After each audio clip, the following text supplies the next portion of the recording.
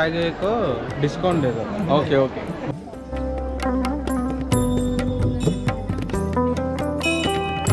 మేమైతే early morning 6కి అయితే స్టార్ట్ అయిపోయాం టెంపుల్కి. టెంపుల్ వచ్చి 2 కిలోమీటర్స్ కోలాపూర్ బస్ స్టాండ్ నుంచి. మనకింకా అమ్మవారి మెయిన్ టెంపుల్ ఎంట్రన్స్లోనే లెఫ్ట్లో చెక్కింగ్ దగ్గర షాప్స్ అయితే ఉన్నాయన్నమాట. ఎర్లీ మార్నింగ్ కదా, ఒక 2-3 తెరిచారు.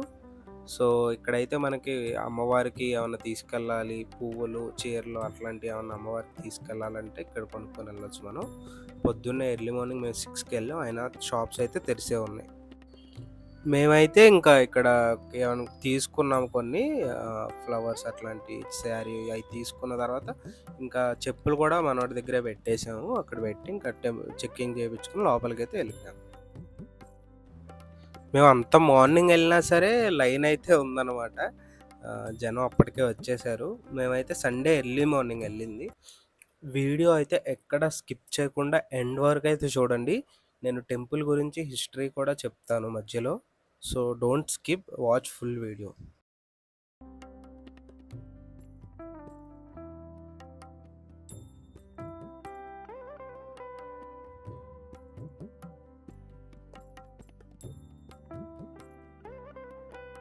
హిందూ సంప్రదాయాల్లో లక్ష్మీదేవిని పూజించిన వారు ఉండరు.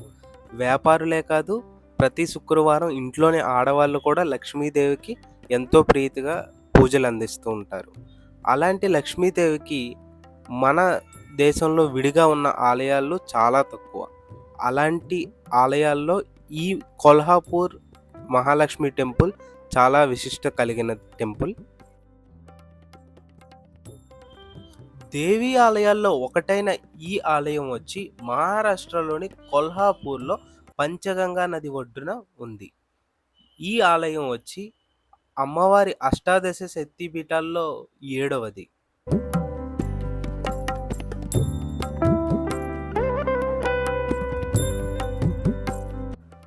ఇక్కడ అమ్మవారి నయనాలు పడ్డాయంటారు. స్కంద పురాణంలో, దేవీ భాగవతంలో ఈ ప్రాంతాన్ని కరవీర నగరం అని పిలిచేవాళ్ళు. దేవిని కరవీర మహాలక్ష్మి అని పిలిచేవారు. పరమశివుడికి కాశీ ఎలా అవిముక్త క్షేత్రమో శ్రీ మహావిష్ణువుకి, లక్ష్మీదేవికి ఈ క్షేత్రం అవిముక్తం. వాళ్ళు ఎప్పుడు ఈ క్షేత్రాన్ని విడిచిపెట్టరు. అంతేకాదు, ఈ క్షేత్రాన్ని దర్శించుకుంటే, ఈ అమ్మవారిని దర్శించుకుంటే సకల సౌభాగ్యాలు కలుగుతాయని భక్తుల నమ్మకం ఇక్కడ. శ్రావణ మాసంలో దసరా నవరాత్రులకి ఇక్కడ విశేషమైన పూజలు చేస్తారు అమ్మవారికి. ఇక ఈ అమ్మవారికి సంబంధించి పురాణ కథనం ఒకటి ప్రచారంలో ఉంది. ఇక ఆ పురాణ కథనం విషయానికి వస్తే, ప్రళయకాలంలో శివుడు తన త్రిశూలంతో కాశీపట్నాన్ని ఎట్లా ఎత్తి రక్షించాడో అట్లాగే ఈ క్షేత్రాన్ని అమ్మవారు తన కరములతో ఎత్తి రక్షించింది. అందుకే ఆవిడ్ని కరవీర మహాలక్ష్మి అని పిలుస్తారు.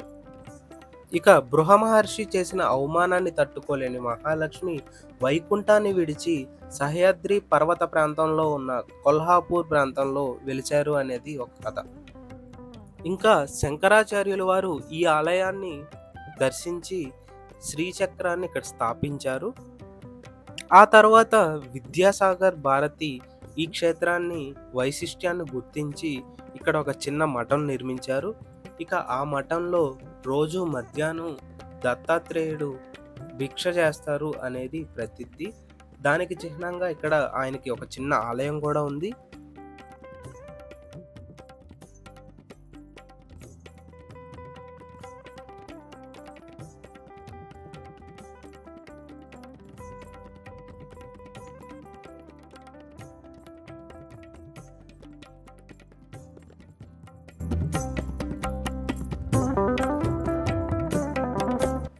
ఆలయానికి 4 దిక్కుల 4 ముఖద్వారాలు.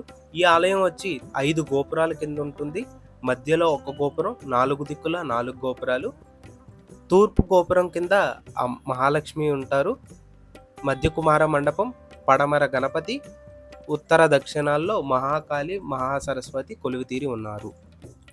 ఉపాలయాలలో వెంకటేశ్వర స్వామి, నవగ్రహాలు, రాధాకృష్ణ, కాలభైరవ, గణపతి, సింహవాహిని, తుల్జా భవాని వగేరా అనేక దేవీ దేవతల విగ్రహాలు ఇక్కడ ఉన్నాయి. గర్భగుడిలో అమ్మవారి విగ్రహం సుమారుగా 6 అడుగుల చదరంగా ఉన్న వేదిక మీద 2 అడుగుల పీట మీద మహాలక్ష్మి అమ్మవారు కూర్చున్న ఉన్న భంగిమలో విగ్రహం ఉంటుంది. చతుర్భుజి 4 చేతులలో పండు, గద, దాలు, పానపాత్ర ధరించి ఉంటుంది. 3 అడుగులు ఎత్తున్న మూర్తి అనేక ఆభరణాలతో సుసజ్జితి. చాలా అందంగా, ఆకర్షణీయంగా అమ్మవారి విగ్రహం అయితే ఇక్కడ ఉంటుంది. వెనకాల మనకి సింహవాహనం కనిపిస్తుంది. ఇక్కడ మూల విరాట్ వచ్చి పడమట ముఖంగా ఉంటారు.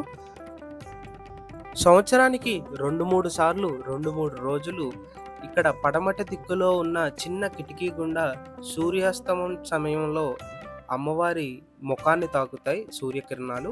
సో ఈ ప్రత్యేక దర్శనాన్ని వీక్షించడానికి ప్రజలు తండోపతండాలుగా ఇక్కడికి వీక్షిస్తారు. గర్భగుడి గోడపై శ్రీచక్రం ఉండటం ఇక్కడ ప్రత్యేకత. ఇక్కడ మొదటిగా మహాలక్ష్మి అమ్మవారినే ప్రతిష్ఠించారు. ఆ తరువాత 11వ శతాబ్దంలో దండరాదిత్య హయాంలో మరమ్మతులు మరియు ప్రదక్షిణ బాట మహాకాళి, మహాసరస్వతి ప్రతిష్ఠ జరిగింది. ఇంకా మనకి మూల విరాట్కి మహాకాళి అమ్మవారికి మధ్యలో మహాలక్ష్మి యంత్రం ఉంటుంది. సో దాని మీద గ్లాస్ ఐటమ్ ఉండటం మూలంగా మనకి చూడటానికి చాలా చక్కగా కనిపిస్తుంది. అండ్ ఇది మహారాష్ట్ర వాళ్ళందరికీ ఈ టెంపుల్ వచ్చి ఒక యాత్రా స్థలం అనమాట. సో వాళ్ళు చాలా పవిత్రంగా భావించే పుణ్యక్షేత్రం ఇది. ఇక్కడ అందరూ వచ్చి అమ్మవారిని అంబాబాయ్ అని పిలుస్తారు. అండ్ ఇక్కడ అమ్మవారికి అయితే ప్రతిరోజు 5 సార్లు అర్చన అయితే చేస్తారంట. మార్నింగ్ 5ంటికి అయితే ప్రతిరోజు అమ్మవారికి మహాలక్ష్మి సుప్రభాత సేవ జరుగుతుంది. ఇక్కడ మరియు ప్రతి శుక్రవారం అండ్ దసరా టైంలో అయితే ఇక్కడ అసలు ఫుల్గా ఉంటారనమాట జనం. ప్రత్యేక పూజలు కూడా చేస్తారు. ఆ డేస్లో క్రౌడెడ్గా ఉంటుంది ఆ టైంలో. మన తెలుగు వాళ్ళు కూడా ఇక్కడ చాలామంది విజిట్ చేస్తారు ఈ టెంపుల్కి. మేము వెళ్ళిన రోజు కూడా చాలామందిని చూశాను నేను. సో తెలుగు వాళ్ళకి కూడా బాగా ఇష్టమైన టెంపుల్స్లో ఈ టెంపుల్ కూడా ఒకటి అనమాట. అండ్ టెంపుల్ టైమింగ్స్ వచ్చి 5 AM to 10 PM అనమాట ఎవ్రీడే.